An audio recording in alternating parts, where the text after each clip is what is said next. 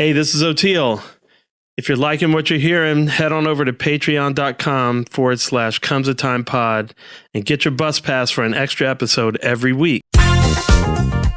What's up, everyone? Skull and Roses is back. It's a 4-day festival exploring unique interpretations of Grateful Dead music and community that surrounds it. The festival is entering its 4th installment and will take place at the Holy Grail of the West Coast Grateful Dead scene, the Ventura County Fairgrounds, California, from April 7th through the 10th, 2022. And this year, the festival welcomes Grateful Dead bass player Phil Lesh, slated to appear as Phil Lesh and Friends, Dark Star Orchestra, Oteil and Friends, back for their 2nd festival appearance, and Melvin Seals and JGB back for their 4th appearance.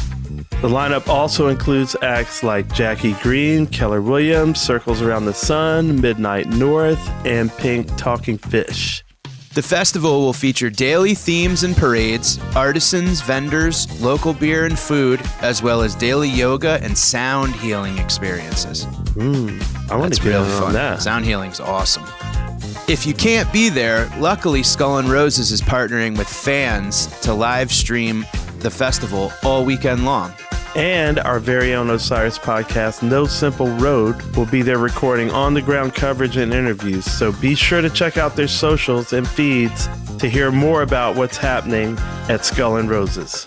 Those folks are the best. No Simple Road is awesome. That's No Simple Road, and head to the fan streaming platform to watch live sets all weekend. And enjoy Skull and Roses, everybody. Don't miss it.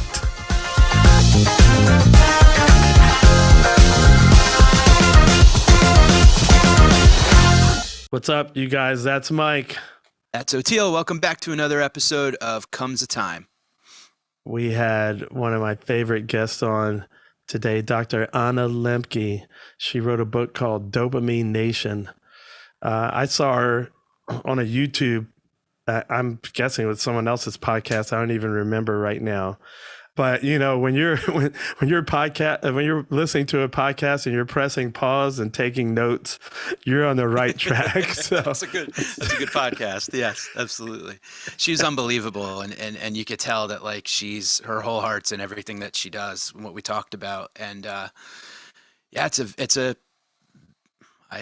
use the word pandemic. I mean, we're addicted. These devices are running things. So It's important to take a look at the science and the health and everything around it for sure. And she's doing unbelievable work.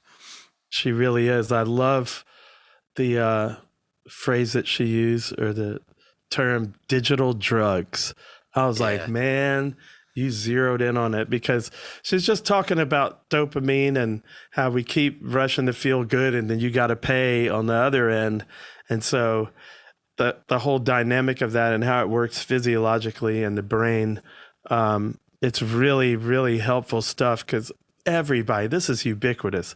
Everybody's struggling with something, you know, especially after the pandemic. If you weren't before, I bet you are now. If you're not, I don't trust you. Unless you're a yogi or something, right?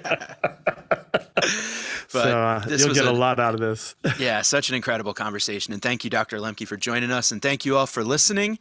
If you're liking what you're hearing, head over to Patreon and join us for bonus content. Patreon.com/comesatimepod. Thank you guys so much for listening, and we'll see you next week.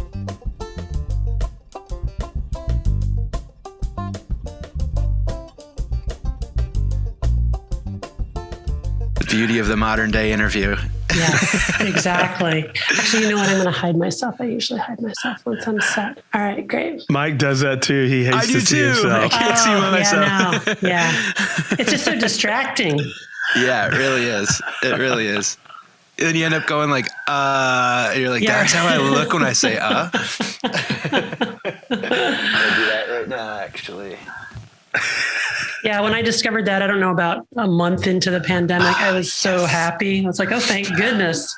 I don't have to look at myself, right? Because really. we're not made to look at ourselves.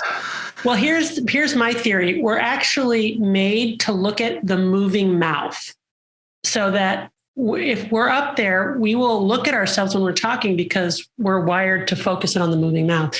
So if you don't want to look at yourself, it's really hard not to if you can see yourself. Yes. I guess I'm more hearing compromise someone else's mouth to make sure I'm getting it all. Yeah.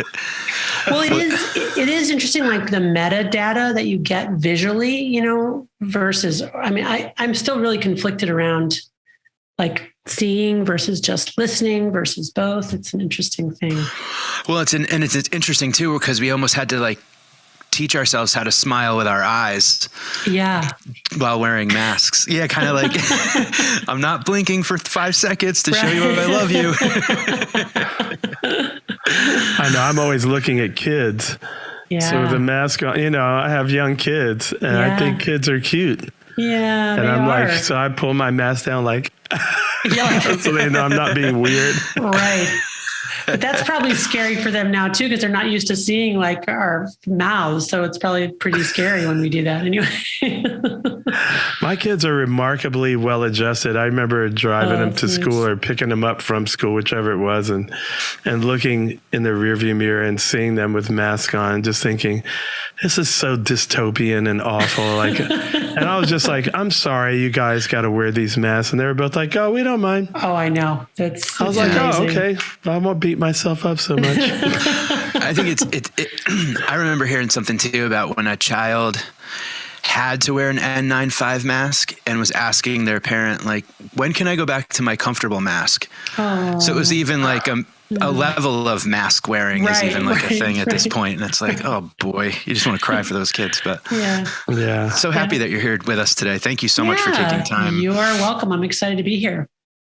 Yeah. But when I saw you on YouTube, I was just like, I was just so excited. And I thought, man, I know this is a long shot. Let's just, Eli, see if you can get her, you know, but I learned so much. I wish that I had known that when I was in my 20s, being a typical musician on the road, but just the way the dopamine thing works. I love your analogy of the gremlins. Can you explain that a little bit? That really helped me a lot. Sure. So I think that it's really fascinating that the same parts of our brain that process pleasure also process pain. So those two things are co-located in the brain, and that they work like opposite sides of a balance. So I like to have folks imagine like a teeter-totter in a kid's playground. There's a beam and a central fulcrum.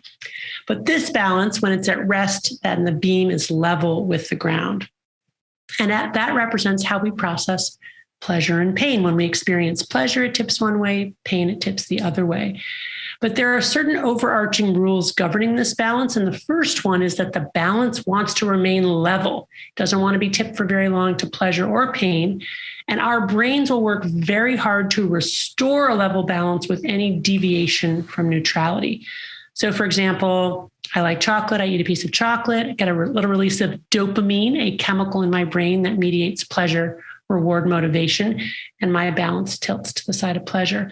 But no sooner has that happened than my brain's going to work to try to restore a level balance. And it does that by essentially downregulating my own dopamine production and involuting my dopamine receptors on the postsynaptic neuron. To say that in a simpler way, just imagine that there are these neuroadaptation gremlins that hop on the pain side of the balance to bring it level again. But the gremlins like it on the balance. So they don't get off when it's level. They stay on until it's tilted an equal and opposite amount to the side of pain. And then they get off and then balance is restored. So the key piece here is that for every pleasure, we pay a price. And the greater the pleasure, the greater the price we pay. And when that balance is tilted to the side of pain after a pleasure, and for me, that's wanting one more piece of chocolate, right? It's that moment of like, oh, that was really good. I need another one. Or I'm watching a YouTube video is like, oh, I don't want that to end. I don't want that feeling to end, right? That's the gremlins. Now, if I wait, gremlins hop off and balance is restored. But that kind of intense, very gripping desire to keep going with the pleasure is caused by those neuroadaptation gremlins that essentially hop on the pain side of the balance before we go to a level balance. And it's really helpful to know that that's what's going on in our brains, because it makes sense of a lot of behaviors that are maybe even slightly outside our conscious awareness, right? Like we're playing a video game, and then, we told ourselves we would just play this one level, and then it comes to the end and it's like, oh, I think I'm going to play one more. And it's so weird because I really wanted to get off, or I needed to get off to do other things. And now I'm finding, I'm playing another one. It seems like every streaming service has figured that out, because it's like next episode starts in 3, 2, 1, and you have 3 seconds to decide, like, am I stronger than the Gremlins? Oh, it's so true. And it's totally by conscious design, right? It's not an accident. I mean, we have really cracked the code on dopamine, pleasure, motivation, and, this pleasure pain balance, such that the way all of these digital drugs are structured is to, exploit those motivational and reward pathways. I love to hear you use that term. Thank you. I'm going to use that going forward, digital drugs, because I've never heard anybody else put it that way. But it's that's really, what they are. Yeah. And I think we need to talk about it that way. We need to openly acknowledge these are drugs. Now, most people who use any given drug, right? If it's not their drug of choice, they're not going to get addicted to it, right? So most people who drink alcohol won't get addicted to alcohol, but about 10 to 15% of people who drink alcohol will get addicted to alcohol. And others may struggle with alcohol, even if they don't meet the full-blown criteria. And it's the same thing with the, with the digital drugs. Like, most people will be able to go, this is not heading in a good direction. I got to do something about it. And they're able to do something about it. But my guess is about 10 to 15% of us will find ourselves slipping and really struggle to, make those adjustments without some kind of more extreme intervention. After time and time of failed attempts on quitting cigarettes, I ended up using the Alan Carr. I don't know if you're familiar with the easy way method. And what ended up working for me was the understanding that I've already made an agreement with myself that I'm going to have another cigarette before I put this one out. So when you break the agreement that you're going to have another one, we're going to watch another episode, we're going to play another level. Maybe for me, that clicked, that snapped, and that made sense to me. And I was able to go like, oh, well, I don't have to, because it's true. Every time I would put out a cigarette, it would be like, let's see if I can make it until 4:30. Let's see if I can make it until after dinner. Let's see if I can make it till tomorrow. But it was never, let's see if I can never have one. It was always, when's the next one? So it's interesting to kind of, like you had said, it's like to acknowledge it, but also say like, maybe I don't need it again. If this goes away, will I be okay? And I think it's where that fight or flight thing has kind of gotten a bit distorted in our existence as well, too. Right. So you're highlighting a couple of really important points. One is that these internal conversations that we're having with ourselves are really important, and how those conversations go shape our behavior. And we're constantly having these conversations, right? Like our brain is like a beating heart. It never stops. And these are ongoing narratives. And that for you, the key piece was to acknowledge that you essentially hadn't committed to quitting. Right. And that once you then realized that you hadn't really committed, and you made then the commitment and changed your narrative, you were successful in quitting. What's so tricky about digital drugs is that we can't entirely quit them. Right. You can really remove cigarettes from your life. In fact, it's so stigmatized to smoke that you've got a lot of people telling you shouldn't be doing that. But the devices, we have to integrate them, right? You can't be a student. You can't be a working professional. You largely can't communicate with people. So now we're really in a bind, because it really is, okay, if I can't quit, what am I left with? And then that's the tricky part here. But it's like food addiction. Yeah. Or for most, certainly not all, sex addiction. Yes.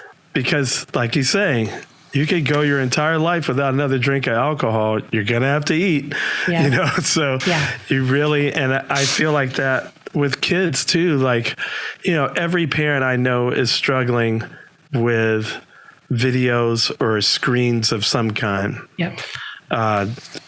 whether it's games or YouTube. I mean, I got a YouTube problem myself. Oh, me too. But yeah. with kids, and I try to justify, my justifying brain is like, well, I'm educating myself. Right, well, I'm, right. and it's but you need to put it down.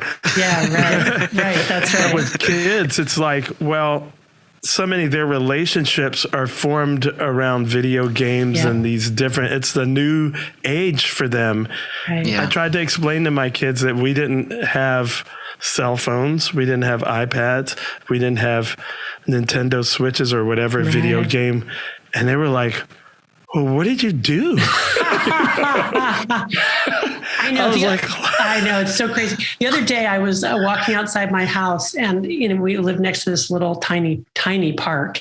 And in the dirt corner of the park, there was a little teepee built out of sticks. And I jumped for joy when I saw that, because I cannot tell you the number of hours I spent as a young child making these little villages out of like little scraps of wood. I was really into that for whatever. Like I'd make whole little towns. And I was like, and I saw that and I was like, oh my God, there are still kids playing outdoors with sticks. I was elated that it still happens. Yeah, it's a different world. It's funny. Imagine if it was actually like a 70-year-old man making a teepee out of sticks. Could have been. Good for him. Is right. Got off the video games. I did have one experience. This is before I messed up and got an Nintendo Switch, but he likes to get dirty, and as a parent, I was just like, like throwing heaps of it up in the air, get it all in his hair, in his mouth, and I was just like, we have a Tesla, it's all white. I was just like you put that on top of my normal, like anal retentive parent stuff. And then one day he was watching YouTubes or something, and I just whispered in his ear, I was like, you can get as dirty as you want if you get off the computer. And he went down and dug a hole like 2.5 feet deep, going just dirt. I got great pictures. I was like, dirt wins still, I love it. Love it. That's great. Yeah. But it's hard because a lot of their relationships are formed around that. And this is their new paradigm. And so I can't just like be complete authoritarian and just be like, no, you can't have it. It's like, man, you can't like cut off his leg. Yeah. Her leg either. Yeah. I think when it comes to these digital drugs, food is a really good analogy, because like we can't stop eating. We're not going to stop going online. But on the other hand, you wouldn't have ice cream for breakfast, right? And you wouldn't have a whole gallon of ice cream. You would have a little bowl after you ate your broccoli. And so I think that's when we're thinking about supervising our kids' time online, and it should be and must be supervised. I think that very strongly for any preteen. We have to think about it this way. Like, have you done your schoolwork? Have you done, your chores for the family? Have you done some reading? Have you exercised? Have you moved your body? Have you been outside? When all of those things are done, you can have half an hour, or you can have an hour. So, a reasonable quantity in moderation after they've fulfilled their responsibilities. I think that's the way to think about it when we're thinking about how to parent this. And then I would say, I talk about in the book, self-binding strategies. These are barriers we put between ourselves and the drug, especially those drugs that we know that we can't control. And so one of the self-binding strategies is categorical self-binding. So are there certain things online that we should never do, right? Yeah. Just like there are certain foods that maybe we should never eat because we find that once we start eating them, we just can't stop. And that's how people with food addiction handle it, right? They're like, I really can't have sugar, or I can't have cakes and cookies because I'll have one and it's game over. I'll be eating the whole package and I'll feel horrible. So I think, my patients, that's what they discover. Like as I talk about in the book, they do, I talk about this dopamine fasting to try to reset reward pathways. And then when they go back into it, it's like, I can't play League of Legends. Like that game is just, that's like a serious, serious drug to me, but I can do these other things. I remember you said this one thing that really helped me. I would love for you to unpack a little bit. You said for someone that really has gone far down the road of their addiction, whatever it is, just getting up off the couch and taking a walk around the block to them feels literally painful. Right. And I've seen that, just that it's hard to just like unplug, like it's a war. And can you talk about that? Because I have to do that, but just like force yourself to go outside and just, Yeah. So that gets to the second rule of this balance. Remember, the first rule was that for whatever the initial stimulus, the balance tilts an equal and opposite amount to the other side before going back to the level position. But the second rule of the balance is that with repeated exposures to the same or similar reinforcing stimulus, that initial response to pleasure gets shorter and weaker, and that after response gets stronger and longer. In other words, those gremlins get stronger. They start to lift weights and they start to multiply. And if we continue to expose ourselves, we end up with enough gremlins to fill this whole room. And now we're walking around with a balance chronically tilted to the side of pain. And that's the addicted brain. When we've entered that state, what's happened is we need more and more of the drug to get the same effect. We need more potent forms. Then we're using not to feel pleasure, but just to stop feeling pain and level the balance. And importantly, when we're not using, other things are no longer rewarding to us. Why? Because we're walking around with a balance tilted to the side of pain, experiencing the universal symptoms of withdrawal from any addictive substance, which are anxiety, irritability, insomnia, depression, and craving. I have so many patients come in, they want help with depression, anxiety, inability to sleep, inability to motivate. And sometimes the first thing that I'll recommend is that they stop playing video games or stop, using cannabis or alcohol or whatever it is for long enough for those gremlins to hop off the pain side of the balance and for homeostasis to be restored. Because when they do that, all of a sudden their lens widens and they're able to, have a simple meal with family or friends and actually enjoy it because they're no longer walking around like this. That's incredible. I've been thinking a lot too about the fact that, like, from an evolutionary standpoint, I almost wonder if children are somehow more prepared for this digital world that we live in than, let's say, folks who maybe half their life they didn't have this barrage of media or all of these like all at once kind of world where you're seeing a lot of adults have a hard time navigating through life right now because you can lean into an idea and go, oh my God, there's a whole world based on that idea. Fall into that, where before, for a large part of their life, they didn't have that. Do you have any thoughts on that, where are adults maybe not as suited for this digital kind of, social media world, where kids may even be a little bit more prepared for it because they've had it their whole life? Well, it's an interesting question, interesting thought. I think it's very clear that our kids who have been weaned on these digital devices have a facility with them that the rest of us will probably never attain. But whether or not they're actually better off for it, I don't know. And it does seem to me that they're, in fact, not as well equipped for in real life experiences. And we're seeing that in all kinds of ways. Kids with more social phobia, kids with more obesity, kids with more, spinal problems, right? So they might be, adapted for a digital world, but they're becoming less and less able to cope with anything that's not on the device. Also, I would say that in general, there was sort of this theory that, if you just expose kids to alcohol early, then they'll know how to drink, and then they're less likely to get addicted. And that's been extensively researched and essentially debunked. And it turns out that the earlier that you expose kids to alcohol, the more likely they are to go on to develop an alcohol problem. And why is that? Because we're talking about a substance that is incredibly reinforcing. It mimics the molecules our brains already make to make us feel good, but are much, much more potent. And as such, are not what we have evolved or adapted for. And I think that analogy really does extend to online devices, products, content, right? That you've essentially, again, exploited these motivational reward pathways and created this thing that is so incredibly engaging and reinforcing that even if our original reason for going online was a good one, now we've become sucked into the vortex and we can't get off, not because it's doing a good thing, but because, our motivational systems have essentially been hijacked.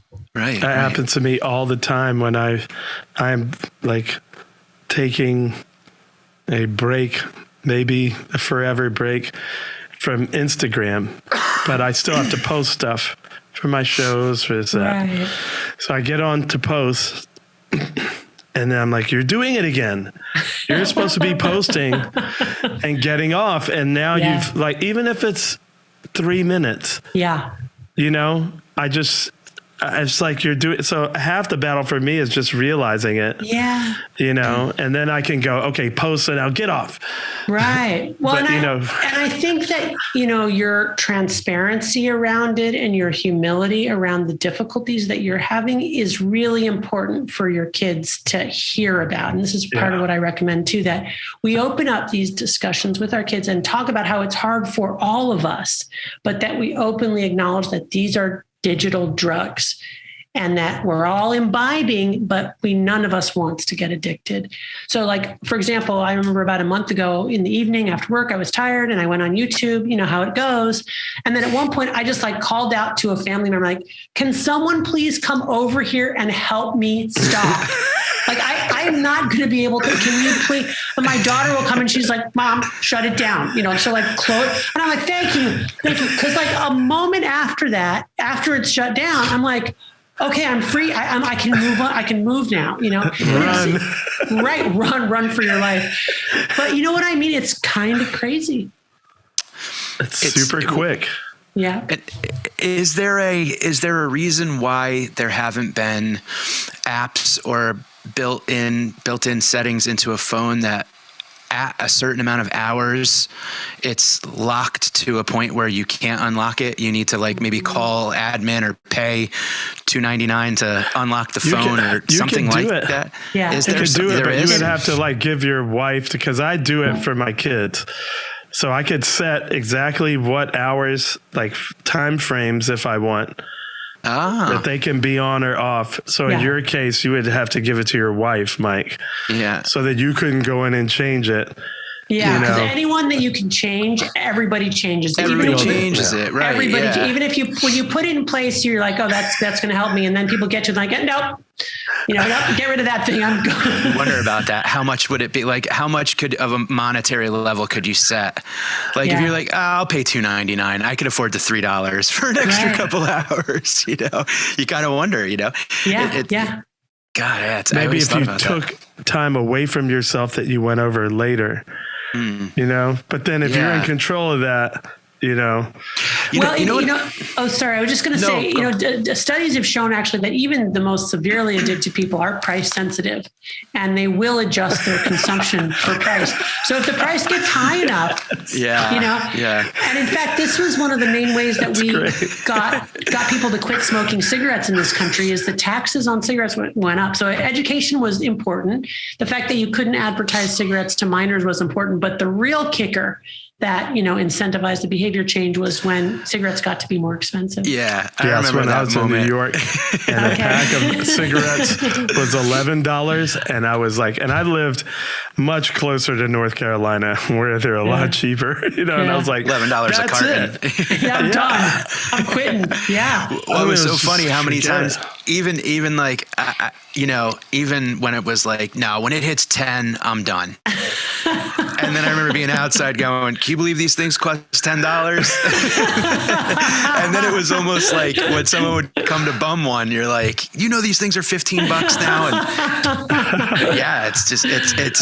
but speaking of that too, it's like, I was thinking about, in preparing to talk with you too, there's almost this imaginary currency, like an emotional currency that comes with being online now too, where it's, how many likes does something get? How better does someone someone else's life look in like they're posting their perfect world, kind of glossy, right, framed like, picture of life, or how come this person didn't like this, or how come this wasn't retweeted or whatever. And it really is messing with, definitions of happiness.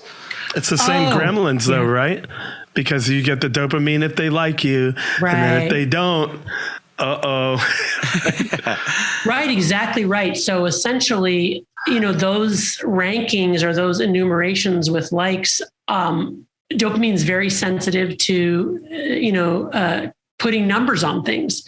And when we see either visually the graph go up or the number go up, or we move up in the rankings, that's a huge pop for dopamine, followed by this, dopamine deficit state, where then it's like, well, now I got to keep my ranking, or I got to keep going so I can. Yeah. And I hear this all the time from young people, for example, who become addicted to video games. They'll be like, once I start to get my ranking, I don't feel like I can leave because I don't want to lose my ranking, or I tell myself I'm just going to stay on until I get to the one more, and then they get to one more and it's like, oh, I got to keep going. So you're absolutely right. This vicious cycle really gets elicited. But the other thing that's so sort of cunning and baffling about, to borrow AA language, about this whole process is that, this whole like comparing ourselves to other people. Right. And what ends up happening, and of course we were evolutionarily designed to compare ourselves. That's the way you kind of know your strengths and weaknesses and where you fit in a hierarchy or a group system.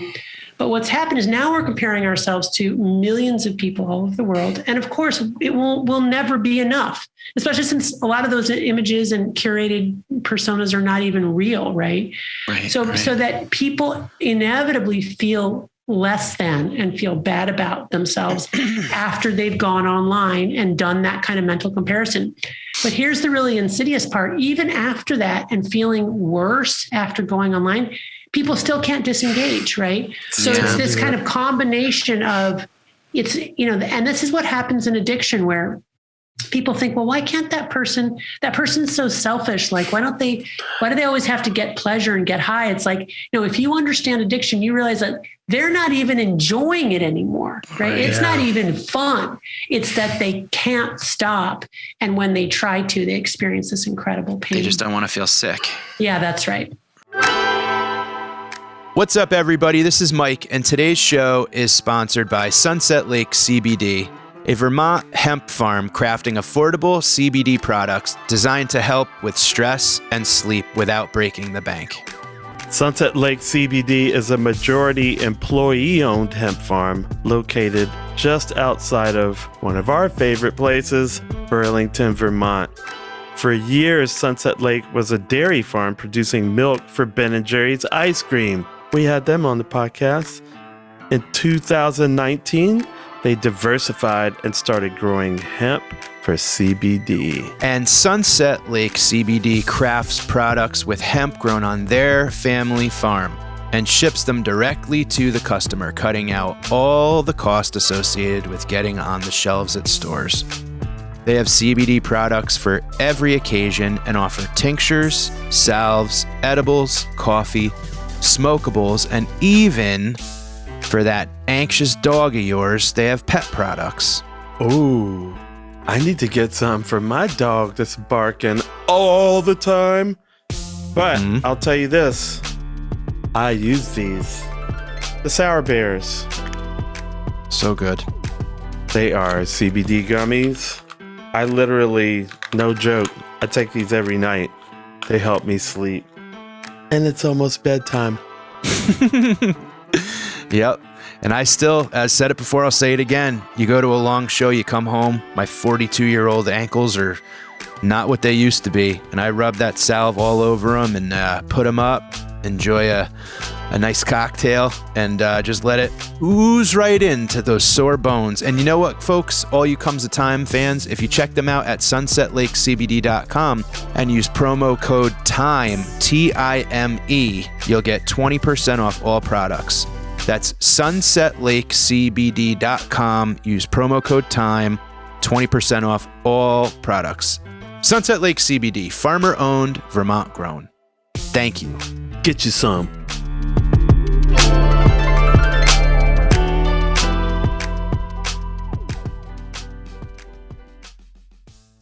Right. You said something earlier that really triggered me in a good way. You said these things mimic the chemicals that our body already produces. Right. How do we get our bodies to produce those? I mean, I know I see like people in spin class and I'm like, yeah, they probably did a lot of cocaine before and now they're totally clean. And they're like, you know, and I know they're getting that. It's the good thing afterwards. Is there other ways besides being a, what do you call it? Masochist? Well, I mean, first let's explicate that a little bit, because if you go back to the balance, remember when we press on the pleasure side with our, we ingest something or do a pleasurable behavior, the gremlins hop on the pain side. But if we do something that's painful, like exercise or an ice cold water bath or reading a hard book or challenging ourselves emotionally or cognitively, and we press on the pain side, those neuroadaptation gremlins will hop on the pleasure side. And we'll get our dopamine indirectly, right? So instead of getting our dopamine from the intoxicant, what happens is that we do something that's hard or actually physically painful, and we tell our body, oh, this is a challenging situation. We need to start to make more of our feel-good hormones and neurotransmitters like dopamine, norepinephrine, serotonin, endocannabinoids, endoopioids.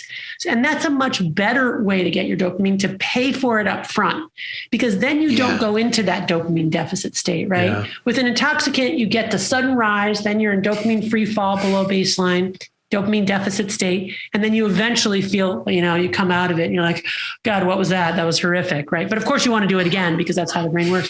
But if you instead do, okay, I'm going to do this hard thing, what we see is that dopamine levels slowly rise over the course of the activity and remain elevated for hours afterwards before coming back down to baseline levels. There's no dopamine deficit state there, right? Because you didn't use your credit card, you paid with cash. You paid up front. So what are some examples of, you said, challenging ourselves emotionally? Because I feel like that's something that I really need to do to get stronger emotionally, but I never heard anybody say that. So what are some ways that I could do that? So many. Well, the first thing is, if we stop reaching for these distractors, to numb ourselves and escape ourselves, that is a challenge. So meditation would be. Well, you could call it meditation or mindfulness practice or whatever. But basically it's like, wow, I'm tired, I'm uncomfortable, I'm anxious. I'm going to just zone out with a, Netflix binge. But if instead of doing that, we just kind of either do something that's actually difficult, or we just let ourselves sit there with that emotion of being bored or uncomfortable, or just reflect, connect with the deep quiet, not distract ourselves with listening to something, or that's really, really hard. If you're not able to just sit and do that, then just walk and do that, right? Or run and do that. But this just kind of like letting yourself become acquainted with yourself without trying to shut. And usually what happens is there's kind of like this, just a huge waterfall of thoughts and emotions, kind of that we have to, but it quiets down after a while. So that's one thing. It feels more passive because it's a restraining your, from reaching for pleasure. It's the restraint of not doing that and then tolerating the distress. But is that something, I'm sorry, just to interrupt you real quick. Is that something we could do with kids? Because I see kids do that a lot, they're used to just like, it's always at hand, my video game. And so you take it away, within seconds, they're like, I'm bored. Yep. So that's right. So now I try to explain like, how can I say, well, that's positive because.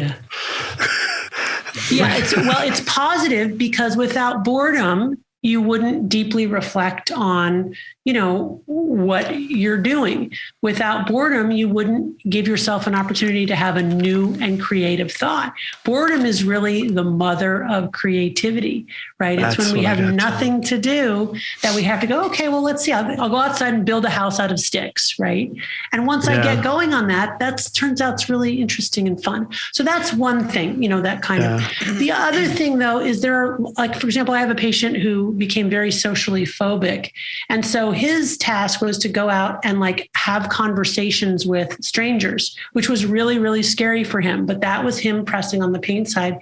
And over time, he built up the mental calluses, and now he can talk to strangers, no problem. I also talk in my book about something called radical honesty. Turns out that the average adult tells 1 to 2 lies per day. And telling the truth is hard. You have to think about it, right? It doesn't happen naturally. So that's another thing, an active practice we can do is actually commit to saying, I'm not going to tell any lies today, not about anything at all, not even fudging the numbers a little bit, and just see how hard that is to do. That also forces us to confront some shameful things about ourselves, right? Like the ways in which we're selfish, or that we want to do things our way, or we want to present our best faces to the public, as opposed to just being like, yeah, I'm late because I was caring about myself more than I cared about you, Yeah. Yeah. Right. Sometimes you find you do it because you don't want to hurt someone's feelings. Right. And we think that most of the little lies we tell are actually not that. Like, people will say that, but they're really so that we're hiding the ways in which we have been, not as wonderful, or even kind of a little bit selfish.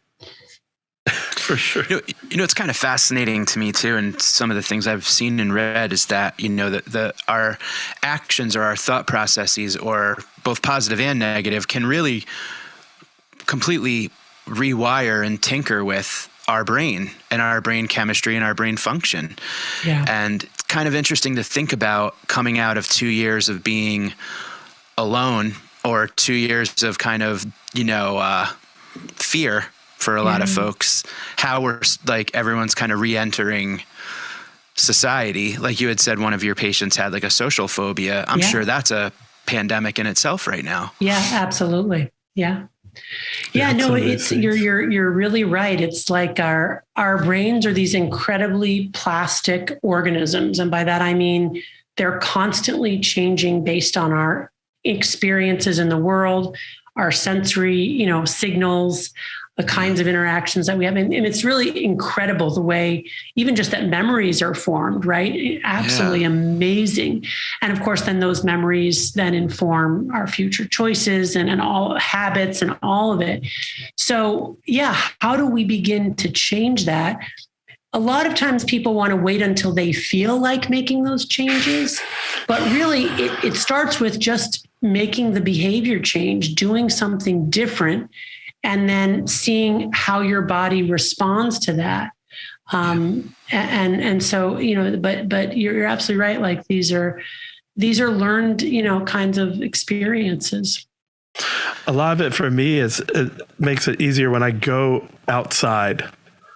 Like, even what I remember when I was single and I was just at my lowest point, I think one of the best things I did for myself was every day that there was sunlight, I would make sure and open all the blinds and let all the sunlight in. Even as I wallowed my depression, I was like, at least just don't sit here in the dark. Right. You know what I mean? So I find that works great with kids. Okay, you have this much time on device. We need that much time outside. And what you said about I'm just unplugging and like walking into the pain, I feel like that's easier if you go out in the woods, but then even if you come back, even if you have a heavy addiction and you cut ties, you go out in the woods, you rebalance. How do you deal with when you come back into your regular life? Because a lot of it's just the habitual, like happy hour parts of life. Right. But now you're not out you're back in your regular routine. And then this is where that substance comes in at that part of the cycle. Right. How do you reintegrate? Right. Really, really key. That we think of ourselves as like so different from animals, but really what we're in many ways just animals. And if we're put in the same environment again and again, we're going to behave the exact same way. So really one of the starters is that we need to change the microenvironment. And this is, again, more examples of self-binding. Like you need to get your drug out of your house or make it harder to get the drug. You can't just rely on, your willpower to be able to refrain from using. And then, of course, in that moment when we would normally use, some kind of replacement behavior. Now, traditionally, people have talked about replacing one reward with another. The problem with that is cross addiction and the potential of just getting addicted to the second. So I'm not going to smoke. I'm going to watch Netflix instead. Well, pretty soon you might find yourself watching 8 hours of Netflix a day, which is why I recommend something different than those replacement rewards. I recommend really either just sitting with the feeling and surfing the urge until it passes. And this is, it's hard. Like you have to sit there and tolerate it, but it does pass. And it can be very instructive to feel that it's passing. Number two, you can do a replacement behavior that's not reaching for comfort, but instead doing something that is hard. And this is super counterintuitive, but again, it's all about the balance. So when I feel like getting my drug and my gremlins are pressing on the pain side of the balance, I'm going to really paradox those gremlins by, instead of reaching for my drug to counteract them, I'm going to push down even harder than they're pushing on the pain side, right? I'm going to go and take myself out for a walk, or I'm going to jog, right? Or I'm going to do I'm going to sprint, right? And then all of a sudden, relatively speaking, when I'm done with that, I feel pretty good, right? Because then those gremlins have to transfer over. And then the other thing too, which is so key, is that, human connection, right? I'm going to go out and I'm going to get together with somebody that I trust and know and love, and kind of let that space that we can create together kind of tide me over and through. And which that's where things like mutual help meetings are so helpful for people in recovery. Absolutely. Because if you're going to sit there and just be like, okay, I'm just going to sit here with this really crappy feeling, it's a lot harder for me to do that alone on the road by myself, right. But if my wife is here with me, it's so much easier to just hey, it's the connection that you were talking about, having a support, you could do this, it's tough. Yeah, that's huge. That's huge. Or, getting together with other people who are sharing the same problem, and knowing that you're not alone in your suffering, that has a huge impact on our ability to tolerate pain, is knowing that, we're not the only ones, especially if we feel like we're tolerating it in service of some higher good. One thing you said earlier that I want to circle back to was these points. You have points for likes, or points for video games, and this is how it keeps you roped in. Is there a way? I wish there was an app for showing us, I have a heart monitor. I'm doing this right now with my workout, and these points are working for the good now because I want to get to 54,000 points, and I just crossed 30,000. And so it just keeps me on the healthy track. I wish there was a way we could track our brains and get points for being balanced, dopamine wise, because then we would be oh, I want more points of that.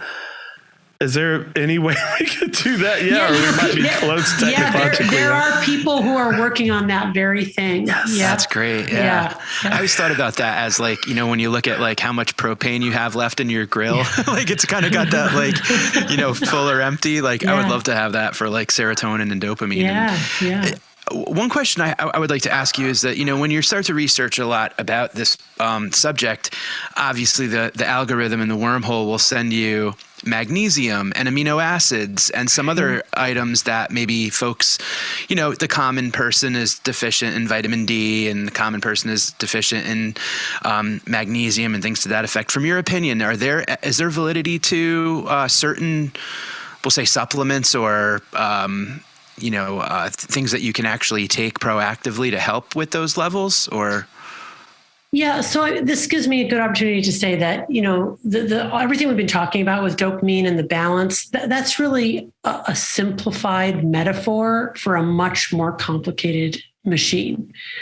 So I wouldn't want anybody to leave thinking, oh, it's just all about dopamine. And it's so much more complicated than that.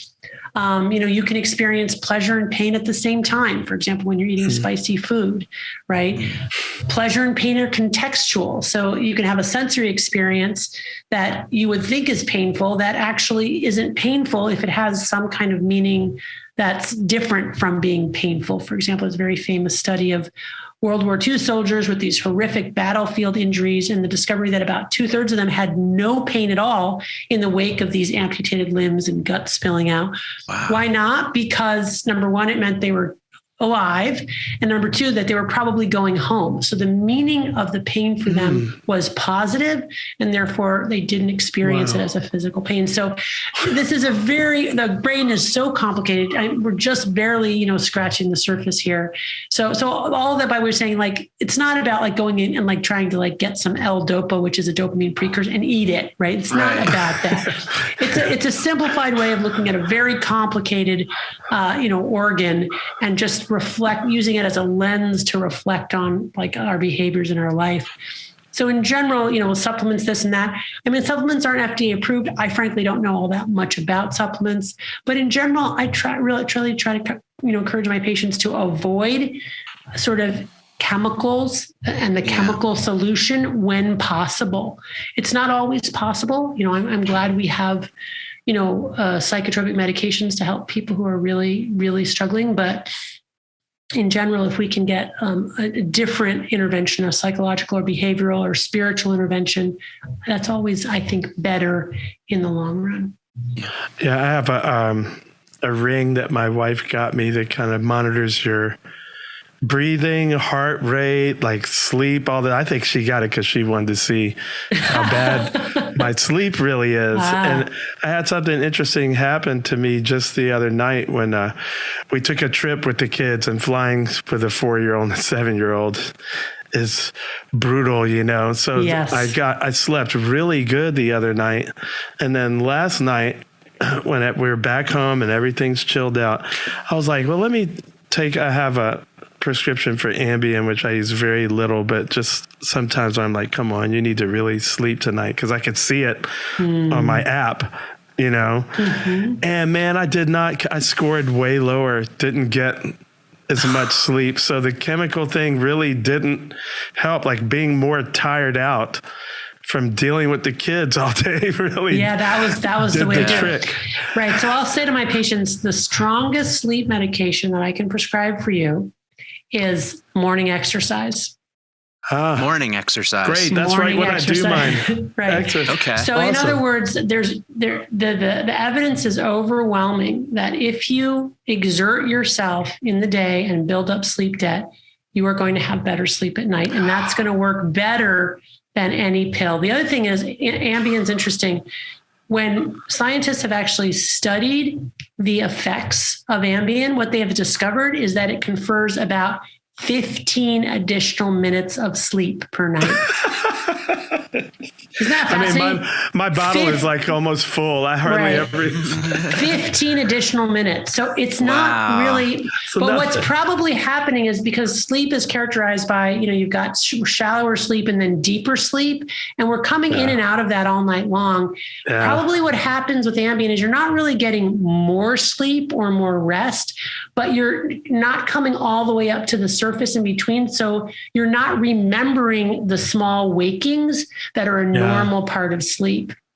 So you have the impression that you slept longer than you really did, because it's really only about 15 minutes. The other thing is Ambien is addictive. It works on the same receptor as alcohol, part of the GABA receptor. I've had patients very, very addicted to Ambien. So, when you said that though, the night that I slept great, I did my workout, I did my DDP, my Diamond Card, And I slept great. And the night that I didn't sleep great was when I didn't do my workout in the morning because we were flying home. Yeah. So I got up and we just started packing breakfast. Right. And then even with the Ambien, it didn't happen. So I'm going to make sure I get that. I would get rid of that Ambien if I were you. Yeah, it's just sitting there. I hardly take it.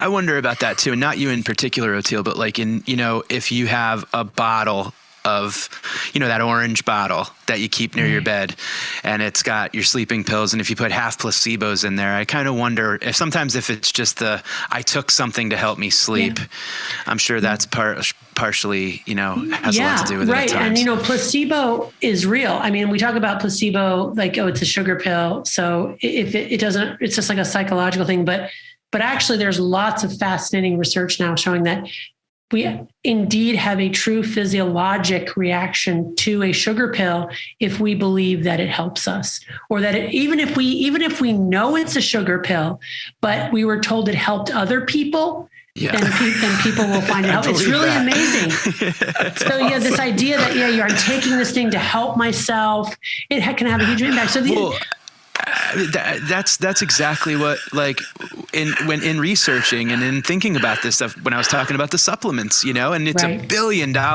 industry. Sure. But you look at these, amino acid gummies and, magnesium this and tyrosine that and all these other, and you read the first thing we do.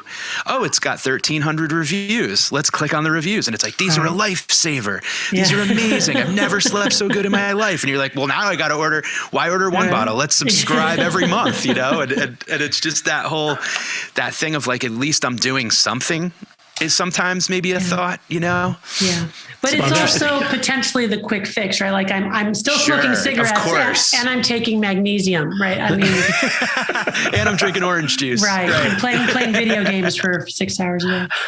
But this gets to like the power of the mind. You said earlier, you went through a different maybe categories of things that you could do. And you said something about spiritual, I can't remember whether it's spiritual challenge or spiritual growth.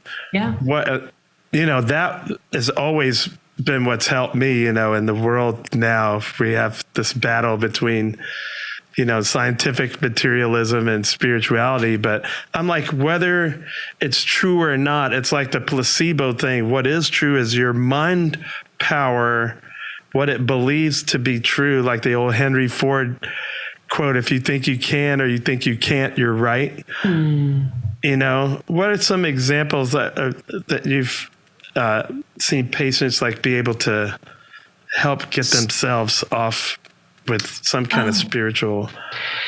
Yeah, well, I mean, a huge part of recovery from severe addictions is for many people about surrendering to a power greater than themselves. And that mental act of surrender and giving it over, I'm quite sure has physiologic consequences, biological, chemical changes that occur. There's quite a lot of research out there on like what's happening in the brain when people are engaging in Christian centering prayer or mindfulness meditation practices or other types of contemplative practices, certain parts of the brain that light up, usually in the prefrontal cortical area. So there's no doubt that these top-down gray matter areas have a huge impact, on our ability to manage our compulsive consumption.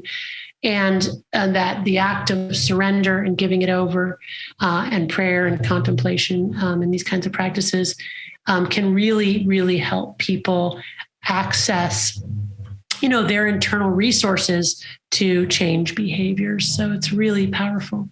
It's interesting you say that, because I did not grow up religious at all, like 180 degrees, almost the opposite from my dad's side, at least. And I had a powerful spiritual, religious experience, however you want to say. It was a mystical one. And I do remember my brain feeling better. Like I didn't feel tempted by the few things that I was trapped in a loop with for like a year and a half. Yeah, amazing. Like I remember feeling this ease physically. Right. So I'm glad to hear you say that, because it makes me realize it wasn't just in my head as an idea, like it was physiological too, like that was real. Yeah. Oh, for sure. Oh, that's been well described, right? People will have this kind of sudden moment where then they're freed from their cravings. It usually has to be followed by investment in the recovery process. It's not like a free pass, like I'm good now, but it is often the turning point for people. This sudden, freed from the intense, constant cravings, sometimes followed by actual euphoria or a sustained elevated mood for longer periods of time. So it's certainly very real. I wonder if there's a way to I hate to be like soda machine about it, but to trigger it, you know what I mean? Because if it is a real thing, it's so hard because our free will just, we want to do what we want to do. Yeah. And mine came at a point where I was just like, I'm done. Like, I know I can't do it. And for some reason, the act of admitting that, which is the surrender of the ego, where your ego goes, I don't win. Like, uncle. But that triggered something physiological, which helped me now to be able to do the work, because I wasn't fighting this incredible craving. Right. I was able to zero in and go down that rabbit hole, reinforce it. I almost kind of wonder with that, Oteil, is it that thing of like, it's not what you feel, it's what you don't. It's almost like that feeling of releasing control and trying so hard to, I think when you're operating from fear so much, fear of being uncomfortable, fear of not being able to control what everyone else says or does. And then you let go of that control. There's this amazing release. Like it's like the valve gets turned and the pressure is released. And it's like, oh, I don't have to have a headache every day. Oh, I don't have to grind my teeth. I don't have to, and it's that, I sometimes think about that too, where it's like that, when you are okay letting go of control, and that surrender moment where you're not, if it's okay if you can't control everything that happens in the world, or it's okay if you let someone down, and then you're able to be cool with that. You're right. It does have that physiological feeling. You almost feel physically lighter. Yeah. You feel like you had a chiropractic adjustment somehow, or like a good sleep or something. And it is that, like, I've been thinking about that a lot lately, where it's not what you feel, it's what you don't. Because we were having a conversation about anxiety, and I forget who I was talking to, but I go, it was such an important moment for me to realize that none of this shit matters. Like nothing matters. And someone took that as kind of like, oh my God, no, don't think that. And I'm like, no, that's beautiful to feel that way. Because when you think everything matters, it's the heaviest existence, That's and it's so just to be able to kind of let go of it all, it's just such a so I think that can we tap into that, or can we call to it? Like you said, Oteil, I almost kind of wonder if the opposite, if we can like remind ourselves that the opposite isn't necessary, might be a way to tap that in, Yes, for sure. Because I always say, that's why religions are never going to go away. For all the bad stuff that is legitimately placed at their doorstep, that it's responsible for, this thing of being able to reach a point where you go, I can't do it by myself, right? That letting go part, it's always going to work. Now, can we figure out a way to do that, for the non-religious people, which is, I guess, where the 12 steps came from, right? The two guys, Bill and Bob, because one was Episcopal and the other was not. And they were like, okay, how can we do this so everybody that's not religiously oriented can still partake? Can still partake. Because it's a tool. It's a real tool. Yeah, it is. With physiological effects. That's deep. That's really, are there studies that people can, I'm sure there are. I would like to point our fans towards the science of this so they can go, hey, this is real, you guys, you know? Yeah. Well, I mean, we know it's real experientially, right? You both have experienced it. I've experienced it in my life. I have countless patients who have talked about it. Millions of people in AA and other 12-step groups who talk about, you know, this moment of surrender.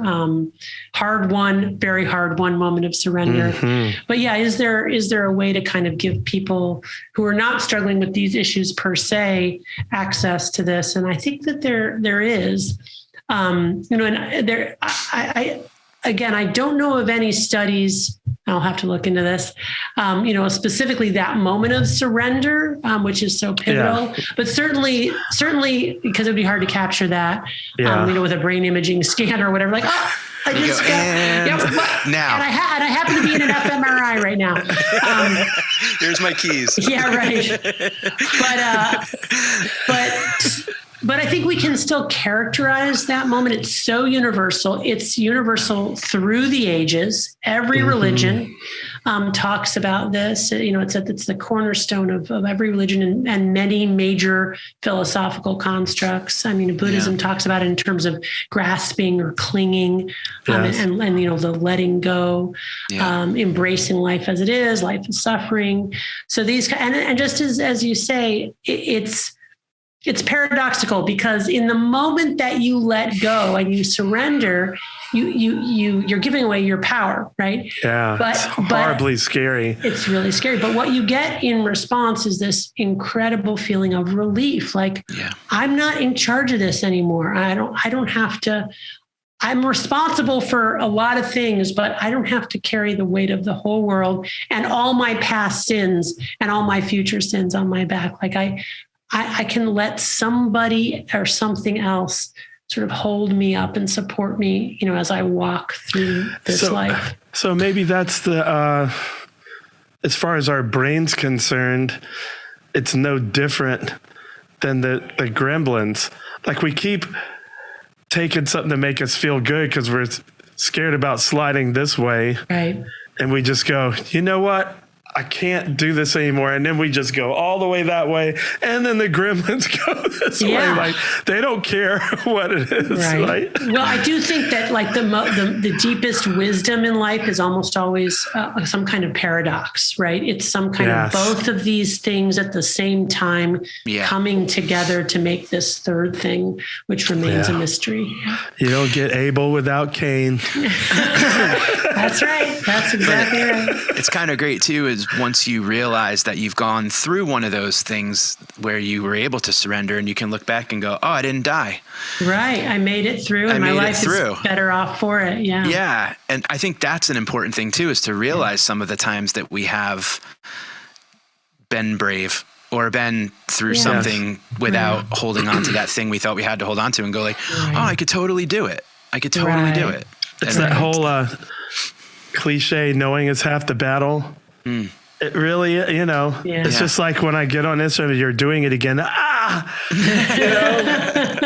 it's like, but if you don't know to begin with, like, it's just, you could be just trapped, you know, but come to think of it, your book, Dopamine Nation, is a great way for people who are not spiritually minded to learn about how to do these things. Yeah. You know? So, thank you. I hope so. It's meant to be a kind of a practical guide, kind of through the lens of neuroscience, but also the stories of people in recovery who have made it.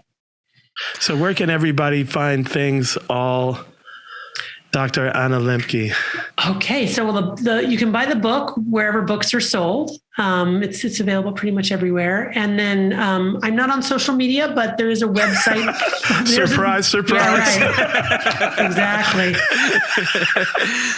Beautiful. But if you go to Dopamine Nation, which is the title of the book, dopaminenation.com or analemke.com, there's resources to buy the book, but also other resources, other articles and things like that. May I ask very, very quickly, were you ever on social media, or is it just something that you were never interested in?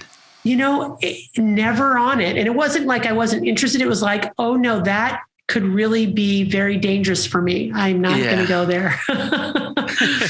Yeah, I mean, you've had, I'm sure, your own struggles with the whole dopamine thing, you know. Yeah, right. Good for you for seeing that one coming and be like, no thanks, Mr. Zuckerberg. Yes, that's right. And thank you for helping so many people. You're doing a lot of help. Well, so thank you. Yeah, you all too. And thank you so much for coming on our podcast. Oh, my pleasure. It's been a joy. Awesome. It's thank you so much. Really great to see you here. Take care. Thank you. Bye-bye. Bye.